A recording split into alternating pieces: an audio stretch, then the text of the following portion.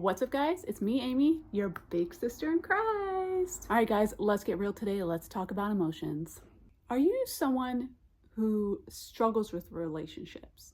Somebody who wants nothing more in life to just find someone who loves them, to be loved, to find their partner, to settle down, to be with someone that you feel safe with, comfortable with. But sometimes you find yourself feeling a lot of anxiety when dating. You find yourself maybe picking men who are avoidant. They're not very emotionally available. They like you some days, other days they kind of tend to push you away. And when they push you away, you feel like you can feel just your nervous system going crazy. Your anxiety starts coming to a 10. Your heart is racing. Maybe you have a little pit in your stomach. And when it feels like they're pushing you away, you feel that urge that you just need to get closer to them, to figure out whatever you can do to get back closer to them so they don't leave you, so they don't abandon you like everyone else has in your life, or maybe somebody else has in your life, or maybe your past relationships have done in your life where they left you, they ghosted you, things just didn't work out, and it left you hurt, devastated, maybe crying on your bed for weeks at a time because you just put so much weight and focus on relationships.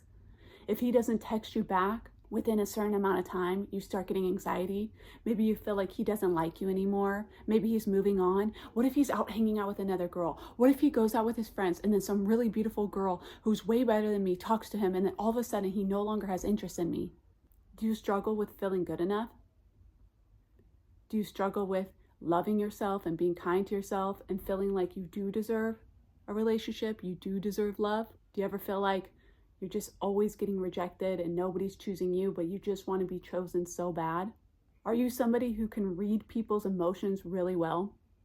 You can tell when things start feeling off. You can tell if there's a shift in their mood where all of a sudden they just seem like they're not that into you, where you know exactly how to act and be and the right things to say to make a man like you. You learn everything about him. You probably give him the best birthday gifts out of anybody out there. You know what he hates. You know what he likes. You know what he's interested in. And you know exactly how to be that woman to be perfect for him. So he'll see you as perfect. And so he'll choose you. Or sometimes he'll do something so nice for you. And a few days later, you'll feel like he doesn't even care about you anymore.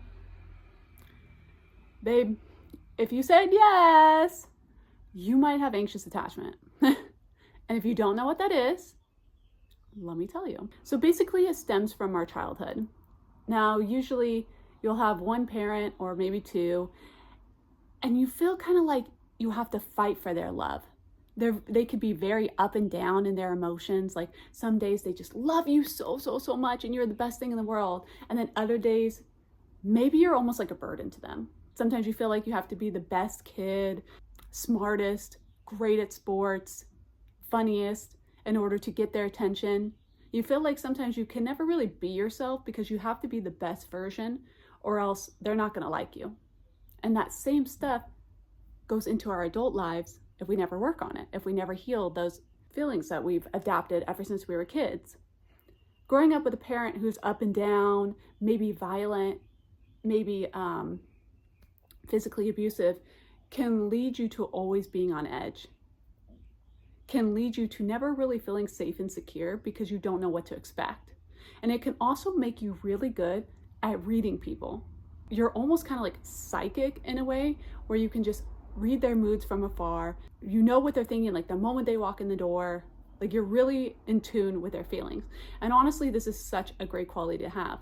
But a lot of times it can make us feel really uncomfortable inside. And the fact that we are so in tune with other people's emotions, it can make it really hard for us because we're always worried that maybe if someone is feeling down or feeling off, that is going to be because of something that we did. And I want to reassure you, hun, because most of the times when someone is feeling down or feeling off, it does not have to do with us. A lot of times it can be work, it could be their friend group, it can just be family, other things going on that have nothing to do with us. But a lot of times we internalize those things and we think for some reason we did something wrong. Because growing up, we were so used to always doing something wrong. Maybe a lot of the times our parents blamed us for things that went wrong in their life. Having relationship anxiety is one of the hardest anxieties I can honestly think of in the world because You have no control. And when you have anxious attachment, you want control. You are so desperate for control. You are so desperate to be able to control every situation and control the outcomes. He isn't texting me for 3 hours. Okay, well, I'm going to call him then. Okay, I'm going to text him again. He doesn't want to hang out with me. Okay, well, maybe I'll show up at his favorite places. So he ends up running into me. It sounds creepy, it sounds stalkerish, but it's really not. It's how the brain processes things. And those are just 2 examples. Essentially, you want things to work out so bad that you take everything into your own hands and you try to control every situation. You probably didn't have any control with your parental figure while you were growing up. Okay, but yeah, so we have this, but how are we gonna fix it? What do we do? For 31 years, I struggle with anxious attachment. I struggle with crying in bed for days on end, being depressed. My moods were based on my partner. They were based on the guy that I was dating. If he was calling me, into me, texting me, hanging out with me, I was on cloud 9. But the moment I felt any disconnect, or maybe he had something else to do and I wasn't invited, literally my mood would go down to 0, which is totally insane. And it's absolutely depressing, the fact that we have to sit here and our emotions are dictated by someone else. I had to learn to rewire my brain so that I could be the person who regulates myself. Most of us didn't learn how to regulate our emotions when we were kids. So now we're gonna have to learn it as adults. I can safely say now, through therapy and working with God, glory to Him, that I am no longer anxiously attached. I am now a securely attached woman, praise God. This is something I had to work hard on, but this is something that I wanted more than anything because I was tired of being depressed, I was tired of being down, I was tired of anxiety in relationships, and I was tired of not being able to be myself and tired of going above and beyond and just attracting avoidant men who were not ready for commitment. So essentially the things that you're gonna have to learn is you have to recognize what you're doing, recognize the things that are contributing to your anxiety. The first step is just awareness. You know you have it, research it. The first thing I did once I realized, like, wow, I do have anxious attachment. And there's quizzes you can take online to find out what 4 of the insecure or secure attachment styles that you have. There are 4 of them: secure, anxious, avoidant, and then there's like a mix of anxious and avoidant. You can just Google that and you can find out where you're at. If you have anxious attachment, babe, let's learn to love ourselves. Let's rewire our brains. Let's work on our inner child. You have to work on self-love. You have to learn how to love yourself. Start being kind to yourself. Start talking nice to yourself. If you don't love you, nobody else can love you. And if you don't love yourself, you can't give love away. You'll never be able to properly be in a relationship until you heal this anxious attachment. There's always going to be things that arise. There's always going to be issues, and it puts a lot of stress on your partner. Learn to love yourself. Recognize what's going on. Talk kindly to yourself. Learn how to become your own safe space. You have to learn how to regulate your emotions. God regulates mine. Anytime my anxiety is starting to rise up, it's starting to flare, my heart is racing, because I still have these triggers. They don't just go away. Even if you become securely attached, you're still going to lean a little anxious like you were before. It's still going to rise, but now you have the tools to deal with it so you don't crash out like you would before. Every time I start feeling my anxiety, I give it to God instantly. I have to learn what my anxiety triggers are. I have to learn about myself. You have to get to know yourself. I'm here, I'm telling you that you can heal from these things. There's a lot of different steps, but like I'm telling you, figure out what you have. If you are anxious attachment, do research on it. Do research on what causes the attachment, what causes the insecurities. Basically, we're stemming from a place where we are so fearful of rejection, so fearful of abandonment. We want love so desperately, we'll go to the ends of the earth to get it. And sometimes that looks like manipulation. Sometimes we say things to our partners to get them to do what we want them to do. We can't do this anymore, you guys. It's not worth it to yourself. It's not worth it to the people in the relationships. If you're tired of getting left behind, you got to figure these things out.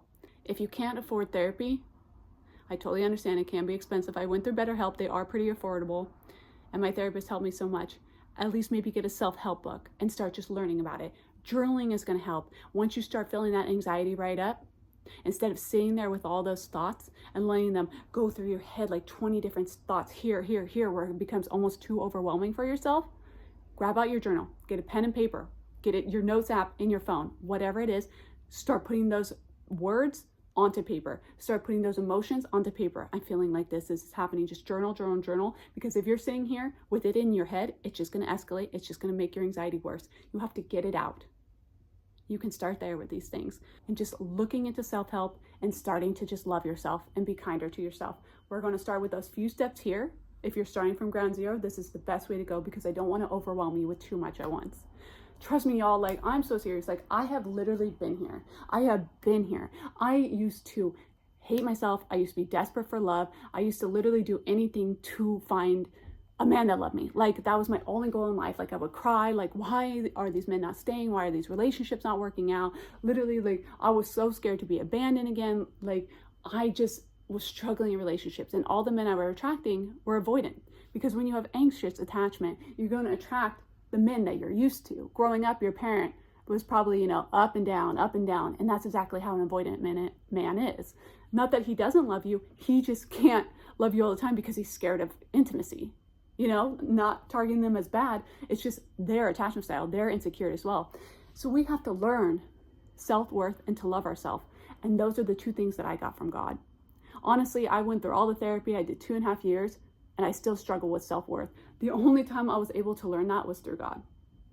But now, you guys, like, I love myself. I'm dating differently now. For the first time in my life, I'm actually single now. I've never been able to be single in all of my years of life. All my 32 years, I've never been able to be single. I always had to have a boyfriend. I always had to have a guy I was talking to at least one, maybe more. You know what I'm saying? There's so much healing work that goes into this, but if you're really wanting to change, or at least learn about yourself and learn what's going on so you can become more self-aware, it's a great place to start. Also, if you're interested, I did make a free PDF journal. I will give the link below. It's on a Google Drive. You can just go click at it. You can look through it. Honestly, it's just free to help anyone out who might want it. It's like a little passion project that I'm doing right now. Like, I'm trying to get more into like ministry and helping people like go through the things that I've gone through. And one of the things like that I used to struggle with so much, and when I didn't have like the money for therapy and things, like I was going for free resources all the time. So that's why I'm just giving out for free for anybody who wants it. Like, I just put it together real quickly, so don't laugh at it if you see it. But like, it has journal prompts, it has scriptures in it. It's very, faith centered, because that's what we do. Glory to God for everything. And I feel like a relationship with God helps everything out so much more than just doing it on your own, because sometimes it can feel really lonely. But yeah, if you want to check it out, the link's going to be below. Like I said, there's little like activities in it that you can do that'll help you kind of like become closer to yourself and find self-worth and start your healing journey. I don't know, if you don't know where to start, you can always check it out. Once you finally learn how to love yourself and take back your, not power, but basically instead of feeling powerless by giving yourself to so many people and just feeling drained at the end of the day, it's honestly the best feeling. And I really want everyone else to be able to feel that too, because I know what it's like and I know how hard it is, and you deserve so much better.